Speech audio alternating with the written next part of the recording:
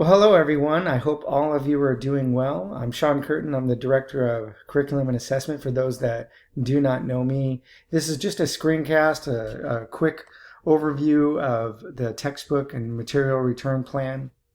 First and foremost, I hope all of you really are doing well. I know there's a lot of things to accomplish in such a short amount of time. It's funny, I have this background, this clock, because time is of the essence, and I do understand that as principals, you do have a lot on your plates as it relates to getting ready for the school year. I can't imagine what it's like, honestly, because I'm not a principal anymore, what it is like this year, because there are so many moving parts and things to consider with respect to our staffs, to our students, and our community.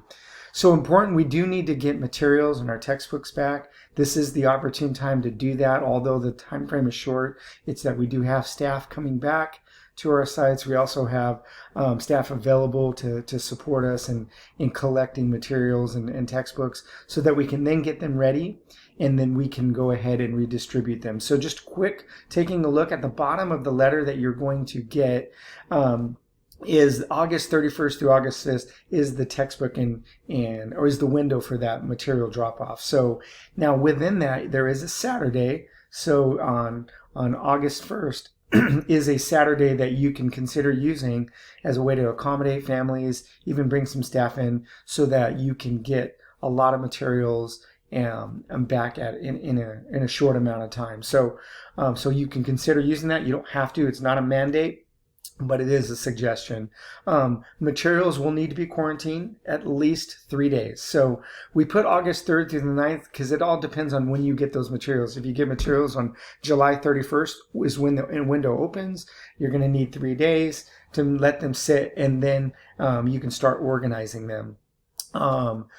During the week of August 3rd through the 7th, ILE, Steve Dunlap, will be communicating with you with instructions about computer devices and them being at the sites for families to pick up that need it. So all devices that students have already, they will just keep. So we're not collecting any devices, but there will be devices that students do need that we'll have to get to them, and that can be a coordinated effort.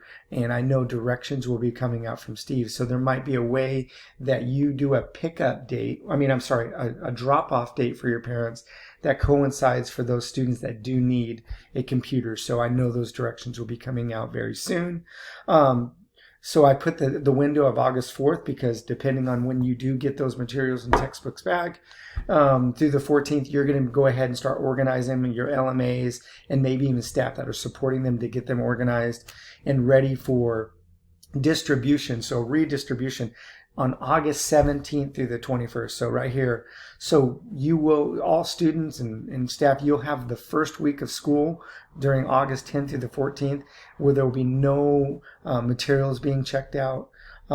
Students should have a device or hotspot by that point so that they can access learning, because we are all in that virtual environment for a little bit, depending on the time frame with the governor and so on and so forth. So on August 17th, so after the first week, kids are acclimated, kind of getting settled, trying to get people in the right place. We know it's a condensed timeline. August 17th through the 21st will be that time to distribute, the textbooks and materials that are needed. Along with that, giving sites that opportunity or that time to plan, like, hey, on this date, we're going to pass out materials such as paper and pencils for our students that do need that. Also, coordinating and getting information to you from Anne Marie Guzzi about when band instruments should be checked out and the time frame for that. That might look different from elementary, middle, and high. Each of your sites are so unique, and some of you do have construction, so it's like, I'm going to have this material. I mean, as far as checkout, you're going to have some time, maybe some things get put into place where you have more space to check out material. But to collect them, we suggest, taking the material. If you have an LMA or a library available, of course, that's the most convenient place to store those items and materials, but some of you may not. I think there's a couple of you that there is an issue with the LMA, and you might consider a classroom or an empty classroom or facility or site. If you have issues with that, reach out to me so that I can support you. I can connect with Ken Mueller and Sergio San Martin to work out some type of logistical plan to store those materials for like 3 days, or at least it's actually more than that because you're going to have to get them ready as well. So I'm going to move to the top and just kind of walk through. Just remember, read the directions about health and safety. It's critical. People, any person on the campus needs to have a mask. If they're under 2, of course not. We want to do as much as possible for the return to be contactless. So, having parents, they could get out of the car and they can put things in a box, or they can put things on a pallet for the sites that need to use a pallet. That would be at secondary sites that have a lot more books checked out.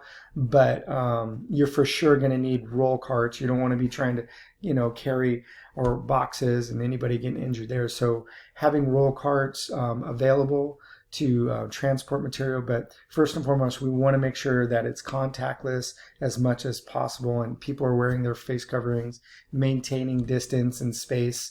And but remember, you've done something similar to this.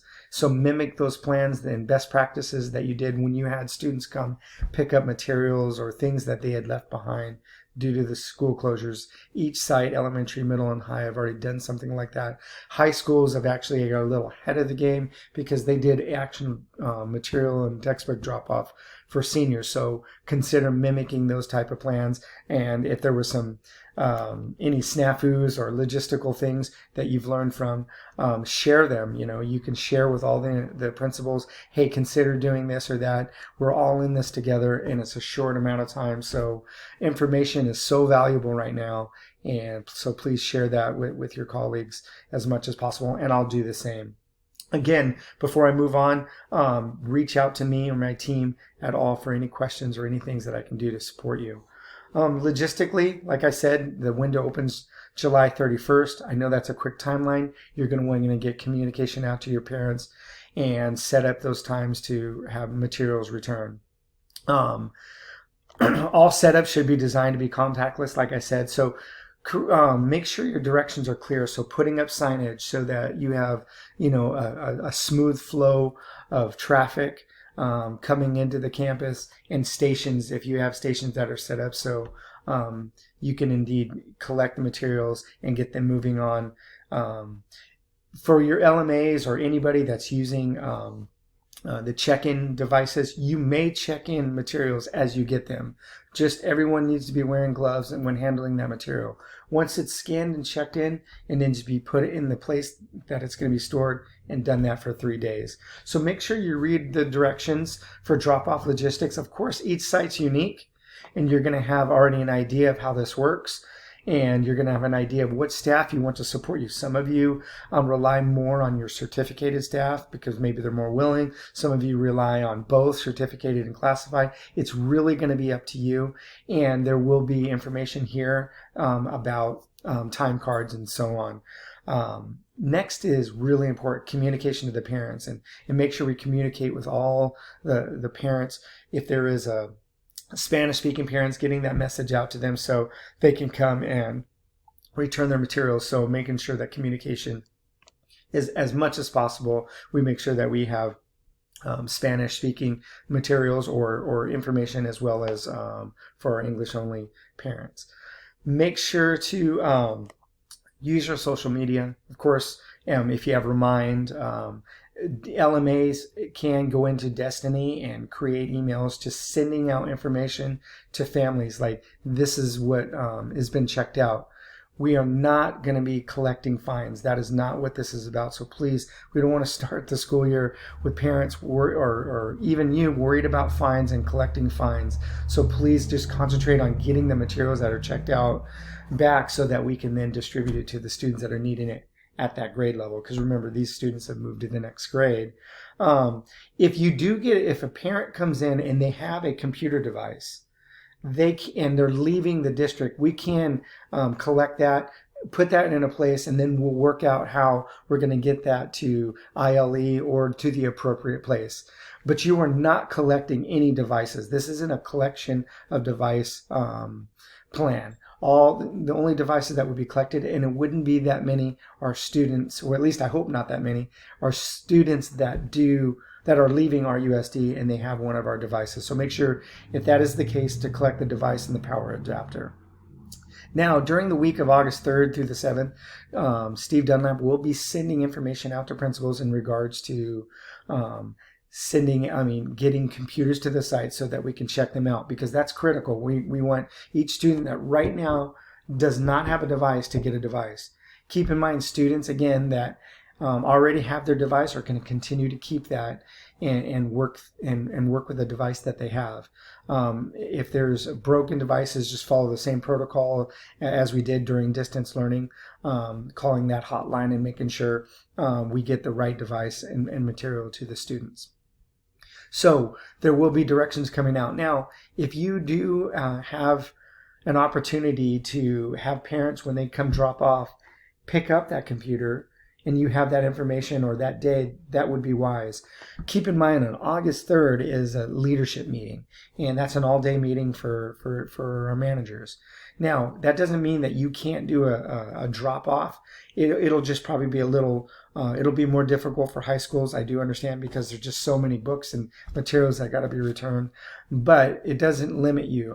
Elementaries, fortunately, don't have a lot of materials checked out, at least by Destiny. There are a couple sites that have more than others, but you have to consider using Tuesday and Wednesday as a day maybe to align with what Steve is going to be sending out to you in regards to computer devices. So when the parent comes in to drop off their materials, if that same family needs a device, you can make that happen.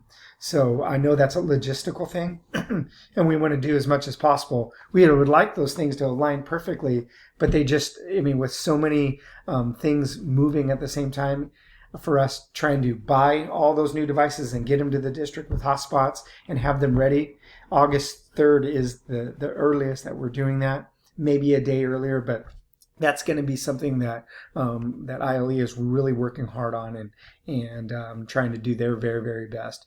The reason why we're starting on the 31st, just so everybody, is that we have to have the 3 days to quarantine, and the earliest that we can start, the better, so that we can collect the materials, quarantine them for 3 days, and then have them ready using your LMAs, because it's going to be quite a bit of materials, especially at the secondary level. So make sure that you communicate with your families. We talked about that. For 6th grade students that are in 7th grade now, are rolled over in 7th grade, those students need to bring the materials back to their elementary school. The same thing for 8th grade. So you will have to do a query. You will have to get that information on areas of your 6th grade students that have moved on, so you can communicate with them. They need to bring those materials back to the elementary. The same thing for the 8th graders that are now in 9th grade. They need to bring their materials back to the middle school. Now, keep in mind, we can go ahead for our families, to support our families, and collect those materials at the sites. So basically not saying no. It isn't something we're going to promote, but if they bring it to the high school, please put them aside, and then we can then just package them up and send them to the appropriate middle school. And same thing in the middle schools, we could package them up and send them to the elementary school. So we want to be, it's a little fluid, but we want to be as supportive of our cluster schools as much as possible. So keep that in mind. Also, just staff considerations. LMAs and LMTs are critical in this process. But you do have the ability to leverage your staff that you feel is most appropriate, and there is time card information right here in this letter that will for both certificate and classified, that you can utilize to get this done. And remember, we do have the virtual time cards.